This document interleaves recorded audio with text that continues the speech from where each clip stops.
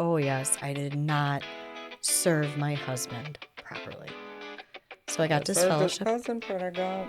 Sorry. His stick was so much bigger. Oh. Are we ready for this? Oh. And I'm like, oh, yeah, that's too bad for you. It sucks for you. Yeah. You're missing out.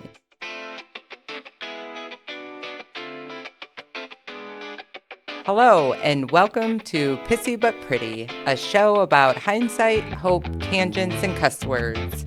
We are your hosts, party tricks turned semi-responsible women. I am Heather Karen. And I'm Emily Bagan.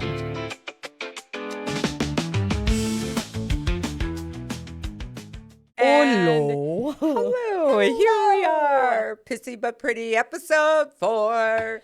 We've made it. Yay! Are we ready for this? Oh, my gosh. I don't know. I don't think so. We did discuss, we missed a whole lot from the last couple episodes that we did. We were going to talk about addiction on this one, but we realized we missed a big part of particularly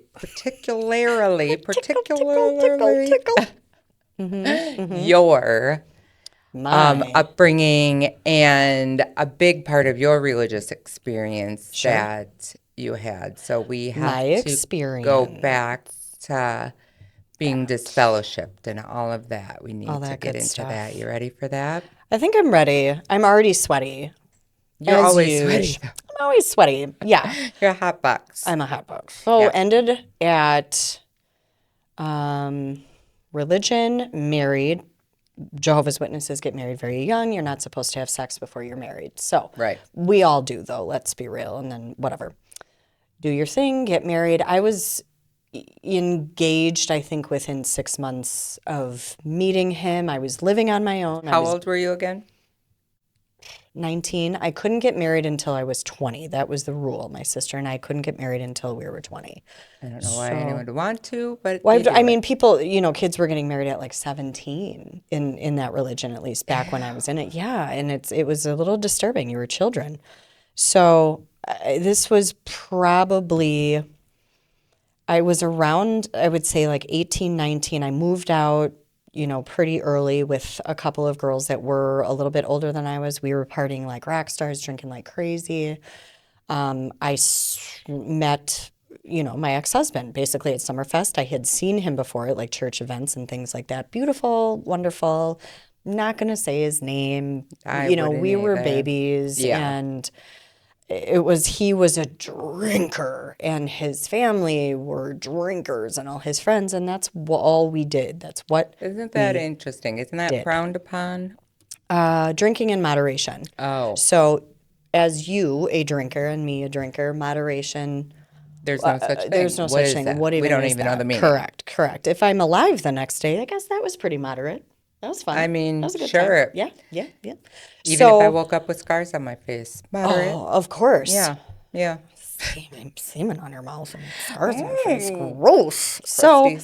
Crusty. That's gross. Yeah.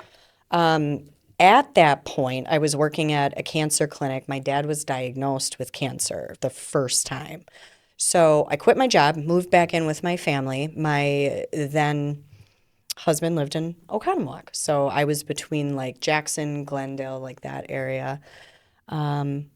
We got married. I moved to Oconomowoc. I got a job where I met Rebecca, who was my first like non-witness adult friend. Which is how we met through Rebecca. Through sweet Rebecca. And everything went to shit. I was so excited. I was so happy. I had a huge wedding. I think about all said and done, 800 people showed up. We were annihilated. I don't even know 800 people. I didn't either. Oh. But it was, his mom and my mom and all of the congregations. And it's a big deal. It's like the only thing that they celebrate. Sure. Weddings and funerals, apparently. So it was a mess. It was awful. The marriage was awful. We tried. He needed a mom. And I didn't know how to do that. I thought I was getting a partner. I thought I was getting a husband. I thought I was getting something that my dad was, taking care of things. So in the witness religion, explain it to me. Like, is there a set role for the women and the men? Yes. And granted, this is 20 years ago. I'm sure things have progressed, hopefully. Women were in subjection, which means you sort of doted on your husband. Food, dinner, financial, sex. If he wanted it, you gave it. And it was your wifely duty. It was your role. You went door to door as much as possible. You logged those hours within the church, and you made sure your husband You had was to log happy. the hours in the church of your going door to door. Yeah, it's called going out in service. I would love to know. I know it worked for your mom. I would love to know how successful that is these days. People don't answer their door for nobody. Everybody got Ring cameras. Honestly, in the time that I was there, from 10 to like 23, it never stuck. People came and they would meet people and whatever, really? but I never saw one person get baptized, become a witness, whatever. It's not to say that it's not happening. Yeah. I don't know. This is my experience. This is my story. Yeah.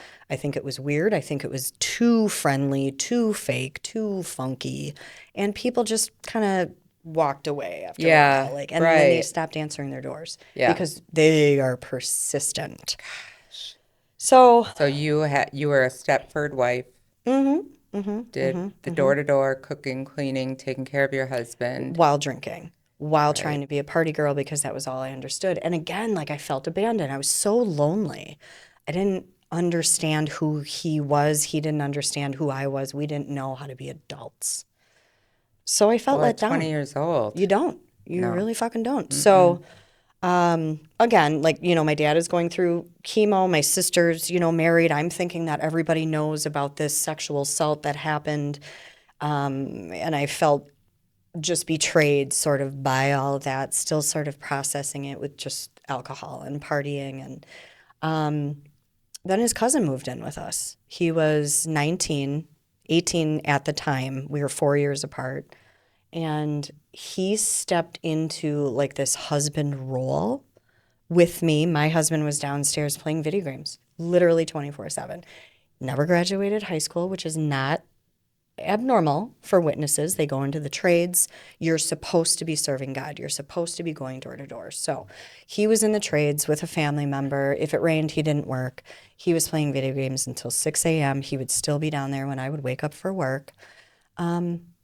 But his cousin came to live with us, and he became my best friend. We would go grocery shopping. We did laundry. We folded the laundry. We cleaned. We hung out. He was introducing me to some of his friends. He was kind of in trouble with the congregation. Smoking weed was his jam. Okay. So we started an affair. I fell so deeply, so hard in love with who he was, and it was eating me alive inside. It was eating him alive inside. It had to have felt nice if you're being ignored by who you're married to. So lonely. I mean, I'm not excusing anything. No, I no, don't, I wasn't there. There's no excuse for an affair. Right. Like I said, there is no excuse. But try it. Yeah. Live a life Right. where you feel your only option to get out of the situation you're in is you die or you commit adultery and you get out of that marriage. That's where I was. So Seems so sad.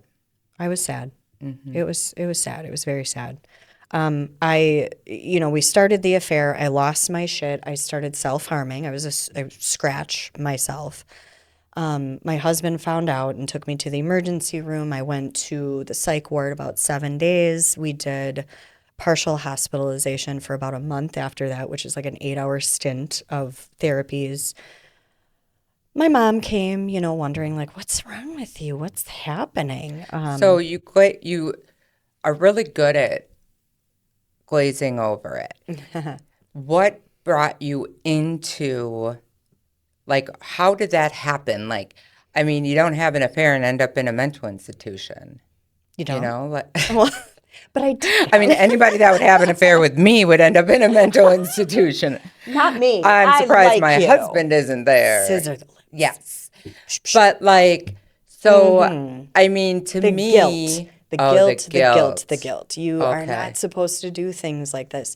Sex is like not really talked about, except that it's bad. Bad, bad, bad, bad, bad. You are not even supposed to like be going on dates alone together. You have to have a chaperone. And then you get married and you're supposed to be like, all right, here we go. Here's my body. Here we are. I'm welcoming you inside of me. And it's just, especially for girls, I think it's just bonkers. There is no education. There is no like getting ready for that. That's not just witnesses. No. As Lutherans too, no education. My parents rented us a cartoon movie from the church library. Did they have full to bush? go over with my sisters. It was all different body types. With full bush from the 70s. Yeah, sure. Everybody loves a full and bush. Yeah, that's, it was just bad. Until you're married. Until all of a sudden it's not. And then you're just supposed to know what to do. Right. Yeah. Right. And then he has no experience. I had no experience. I didn't know what to do with my body because you're not supposed to know what to do with your body. So it was painful. It was awful. It was bladder infections and we didn't know why. And he was dirty and gross. He worked construction and he just didn't care. He was 20. He was stinky. He was disgusting. So it was horrible. The first sort of experiences with that were pretty bad. And I didn't get it. I didn't like it. He was awful. That's terrible to say. No, it's just an awful experience. You guys were young, We were young. But then his much younger cousin comes in and has this tenderness and this sense of humor. And the little touches were like so exciting. And it was like, that was something I had never felt before. I started having sex with my ex-husband 2 weeks after we met. He was not a virgin. I felt like I should do that. Everybody I knew was doing that, P.S. Hello. We're the chaperones. But you're not How's that working? To. Yeah. Because, and it's not talked about. There's no communication. There's no education. There's nothing. So, yeah. So then the guilt and you were scratching yourself. Because hurting yourself, it's like cutting, like hurting yourself just feels better than everything else that's going on inside. I was imploding. I was a mess. I couldn't talk to anybody. I was absolutely gaga over this kid. And likewise, and I felt like I was killing him. I was hurting him. So yeah, it was probably all said and done about a 3 or 4 psychiatric event, 3 or 4 month thing. And I remember having the decision at the end of it, do I call him cousin? What do I do? And I did, because it went right back. My marriage went right back to where it was. He had his family come over and clean our house. I remember we were just filthy. We didn't know how to take care of anything. Yeah, right. So his family came over and cleaned the house, and they were all making fun of the size of my clothes and how little I was. And you're so little. And I'm like, yeah, how embarrassing. How embarrassing. I'm not taking care of your kid. His mom was very rude to me about that. You're not taking care of my son. Anyway, so I called him. I resumed it. Yeah. I resumed it. He meant everything to me. It was us against the world, our little bubble. And then I admitted it. I told my ex-husband. That was probably about 8 months. Into the affair. And he had no clue. That's how, if you're living with 2 people that are having an affair under your roof. Oh, yeah. He lived with us. And you are that, I don't know if it's narcissism or disconnected. Right. That says something right there. Anybody who's been on the other side, like somebody's had, cheated on them, they're always like, oh, well, you can do it. If you want to have an affair, you're going to have an affair. Cheater always a cheater. Blah, blah, blah, blah. Yeah. It's like, what are you missing? What are you missing, though? Yeah. I'm sure there was some hindsight moments. There had to have been. Some red Was flags. there love there? Was there affection, attention, kindness? None. Yeah. None. And that's why I got away with it. It wasn't like I was hiding all that well. So, admitted it. He, called my dad and told him to come get his whore daughter. He called his parents. He called elders from the congregation. He called his brothers and sisters. He was the youngest of 5. So Because it was their business. they brought their spouses and their children Their children. to my house. That's disgusting. He destroyed our home, just smashing things, punching, and just glass everywhere. It was a disaster. I was a circus freak. Again, I was just this circus animal. Everybody was just staring at me, and he's just like this gorilla, like pacing back. He was 6'3", mind you, about 250. He was a big dude. Never touched you, though, right? Nope, absolutely not. Absolutely not. Terrifying moment. And then my sister walks in, and she's like, get in the bedroom. We have to talk about this. What are you doing? Staring at everybody. I walked across the glass and into the bedroom. I'm like, I fucked up. I fucked up bad. She's like, you're going home. So I don't even know. I think I just grabbed my dog, and that was it. That was it. We, continued. I continued the affair. He was everything to me. I think that trauma bond, sure. because he, my ex-husband called his parents his aunt and uncle. Mm-hmm. I'm sure the whole family turned against him as well. Oh, and for so sure. You both, it really was yeah. you two against the world. Yeah. It was. It was us against the world. Yeah. My dad's going through cancer this whole time. My sister still doesn't know about the assault or whatever you want to call it. Even though you think she does. Even though I think she does. So I think, this is wonderful. I go home and I just sit on the couch of my family home and cry. And I'm just like, God, I can't go back there. And I knew then I wasn't going to go back there. Yeah. So I decided in the witness congregation, religion, whatever, you've got to fess up to what you did. So I meet up with a panel of elders, which is 3 men I don't know in the congregation, and in gross detail have to explain, describe my affair with this man, where he put it, if he ejaculated, if I put it in my mouth, if I put it in my butt. All of it. How did you see each other? Where was it? What happened? Did he touch you here, here, here, here? And it was just you and these 3 men. It was just me and 3 elders. Let me get this straight. Okay. You need a woman nowadays to be in the room with you if you see a male OB. Yep.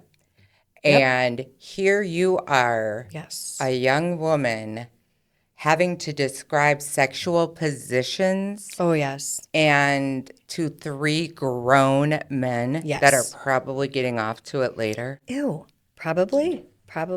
But at the time it was normal. I respected the religion so much. I knew this is what I was supposed to do. I really hope it's not this way anymore, because I don't know. that is disturbing and disgusting, and I want to save everyone now. Right. Well, you saved me. I'm going to Leah Remini this. I think you should. Where is Misguided? Where's his wife? Where's she? Where's his wife? That's a whole nother story. That's a whole nother story. So, yeah, I'm describing it in detail. My parents are fully under the belief that I'm not going to be disfellowshipped. You had an affair, but explain your marriage. Talk about how he failed you as a wife. And as a partner and as a husband and everything, they can't possibly disfellowship you. They disfellowship me. Didn't you say, though, that he was him and his family were well known? Yep. Big family. Big family within the congregation, as was his cousin's family and whatever. And I was the outsider. Them dirty, and so I was the outsider. Oh, yes. I did not serve my husband properly. So I got disfellowshipped. Cousin pretty good. Sorry. His stick was so much bigger. Oh. Sorry. You're falling apart. Say the D word and things go sideways. OMG. So I got home and I told my mom, I was like, well, I was disfellowshipped. And I remember she was standing on the stairs of our house and she's like, I never thought that would happen. And that was it. She shut off all communication, love, kindness. Our relationship was over. You were not supposed to associate. 3 men decided. I wasn't sorry. I wasn't repentant. That's what it was based on. If you were repentant enough, you wouldn't be disfellowshipped. So these 3 men decided that you no longer I never met him before. are that you had never met before. They don't know you from anybody. No. And they are going to decide how your family is going to treat you for the rest of your life. I'm sorry. Big time. Yeah, isn't that great? That's disgusting. It's a little gnarly. And like going a little further, you know, into the religion, like I said, I don't know. I think it's changed now. I've been hearing rumors that, oh, your mom's allowed to talk to you now. This was back 20 years ago. I was going through the hardest, most brutal thing in my life. I wanted away from that marriage. I didn't want to leave the religion. I wanted away from this man and his family. And then they kick you out, and they're not supposed to associate with you anymore. So everything I just did that everything you wanted me to do. Told you every dirty detail. For what? For what? To be kicked out. So you go to the Kingdom Hall after you're disfellowshipped, and people literally like stop talking and they stare at you. Again, circus freak. They're not allowed to communicate with you. They are not allowed to hug you, console you, tell you things are okay. You're going to be okay. Nothing. You sit by yourself. And you got to get up and go. You got to come by yourself. You got to get up and go. My family wouldn't eat dinner with me because I was dirty. They gave me a tray. Where's the forgiveness that God preaches of? Not when you're disfellowshipped. Because you're not worthy of forgiveness? I guess not. I don't know. Yeah, that was a deep one. He's worthy to stay, even though whether you look at it as he failed as a husband or not, like why couldn't he clean the house? Why couldn't he get himself off those video games and put some effort into this marriage? Right. But he gets to stay, but nobody talks to anymore. There has been situations, like I said, I do have a friend, female. She was married for years. She was what they call a pioneer, which means she does 90 service hours, knocking on doors a month. That was like her full-time job. Wait, 90 a month? 90 hours a month. Yep. He had an affair on her, and she got disfellowship because he just didn't think that she was serving him. He had an affair on her. He had an affair on her, and she got disfellowship. She got kicked out because she wasn't good enough as a wife and wasn't serving him and having sex with him enough, essentially. I'm sure it's different now. This is my experience. God, you see all this in the documentaries and all of this and the trauma. Yeah. I'm not going to change the religion. I'm sure I'm pissing everybody off, but the trauma. I stuck with a lot of witnesses that did get disfellowshipped. After I got kicked out, I moved to Reesville. Y'all need a support group. We do. And, you know, there's every therapist that I've seen, trauma or whatever it happens to be, they see a lot of witnesses. They see a lot of ex-witnesses. A lot of suicides. A lot of addiction. A lot of overdoses. My experience from there, we moved in with each other back in way out in like Reesville. Nobody knew really where we were. When I was living at home, I needed to get out of there. My mom and dad made it very clear you need to go. So one day my dad just kind of handed me a little wad of cash and he's like, I hear you need a security deposit and rent to get out of here. So I took the money and I got an apartment with the cousin. Because he was kicked out too. Unfortunately, his trauma was dealt with by drugs. And I didn't like them. I didn't do drugs yet. I just didn't think that was where my life should go. Mm-hmm. But it was too much. So whatever. So I was drinking. My dad was dying again. He got re-diagnosed. It was in his liver. I was just not in a good place. The cousin, again, sort of failed. He didn't know how to be a man. He didn't know how to be with me. And since I had no one, it was like whenever he would leave, I was so devastated. It was like a puppy that just like doesn't know what to do. When the cousin would leave? Mm-hmm. That separation anxiety was so brutal. The anxiety and the depression and just feeling so alone. Well, you've been tossed aside by literally everyone, including your own mother, your own father. Like, no wonder. Yep. And just the trauma of everything you went through to only be told by your family, see ya, your religion, see ya. Your friends. Yep. See ya. Everybody I knew. Everybody. Because you're not supposed to have friends outside of it. Outside of that religion. They call it the truth. You're not supposed to have worldly friends outside of the truth. Worldly friends are... You. No. I am real worldly. Are people that aren't a witness, I'm assuming. Probably. I mean, and to me, worldly means educated. I know. Worldly I means, know. In the how real world. Interesting. Yeah. Well, should we cut it there? And then, because this I feel like kind of leads into the addiction. Oh, for sure. And yeah, like we'll get into my addiction stuff. But I'm really glad that we hit on this. Like, I think we needed to explain to people how, I mean, that disfellowshipping. Shipping. How traumatizing it can be and how it can lead into all of the rest of this. I mean, not only did you have the sexual assault by your brother-in-law at which a was young okay age.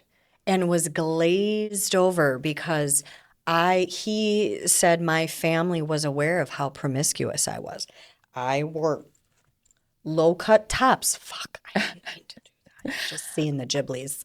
Low-cut tops, and I wore shorts back then when I was 15, 16. And he said, your family knows that you're promiscuous, and you tempted me. He was, at this point, married to my sister. They're divorced, whatever. Wait, hold on. So he went to the church and told them all of this, or you told them this, or how did... He told me that he talked to my family, my sister and my mom and dad, and that was as far as it went. Yeah. And said, I was tempted by your daughter, and I acted on that. And they agreed that I am promiscuous, and they believed that, yeah, she can be like that. We understand that you committed fourth-degree sexual assault upon our 15-year-old daughter, and we're not going to talk about it. We forgive you. We're not going to talk about this again. It was the story he told me. Being a parent. Oh. Can you imagine? My parents didn't know. Oh, they really didn't know. He just told you this stuff. Okay. I found out that, oh my gosh, there's so much happening in my life. You're a hot mess. I'm a hot fucking mess. So my sister came to visit me when I think I was already having an affair. She came to visit me at my house and my ex-husband's house, and I made some sort of joke about her husband touching me or Chester the molester, and was sort of like, she was like, oh. And this was how many years later? I was 20s, and it happened when I was like 15. Okay. So substantial amount of years, whatever. And she was like, oh, I'm sorry, wait, what? And I told her what happened. And she didn't know. My parents didn't know. She went home, told my mom and dad. She collapsed on the floor, and oh my God, this is the worst thing. And my dad was upset. He's ruining our family. They went and talked to the guy, and he goes, I don't remember that. And I remember a phone call after that, and she said, he doesn't remember, and I believe him. That was it. Never got spoken about again. He doesn't remember. He doesn't remember. And your parents accepted that. Because Emily's promiscuous. Emily's a mess. So then, when I cheated and whatever, I was just like, meh, all right. Since I am. Guess I'm this. Yeah, I'll show y'all. I'll show y'all. I did. I sure did. No, I mean, literally, yeah. This is why you live under my underteeth. You have, you're small. I don't like people. No, you're small enough to be there, first of all. I'm so comfortable, even though it's very hot. So destroyed. Wow, right? By the people that are supposed to care for you most. This is what makes you a good mother. Unbelievable.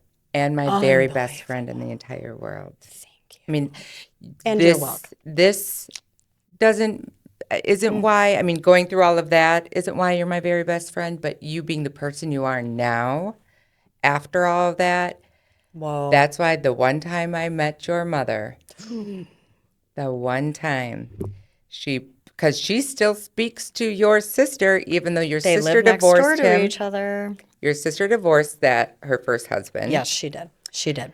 lives under the same roof. They're in a duplex, but under the same roof. My dad bought them a duplex, Yeah. my mom and my sister, before he died. Yeah.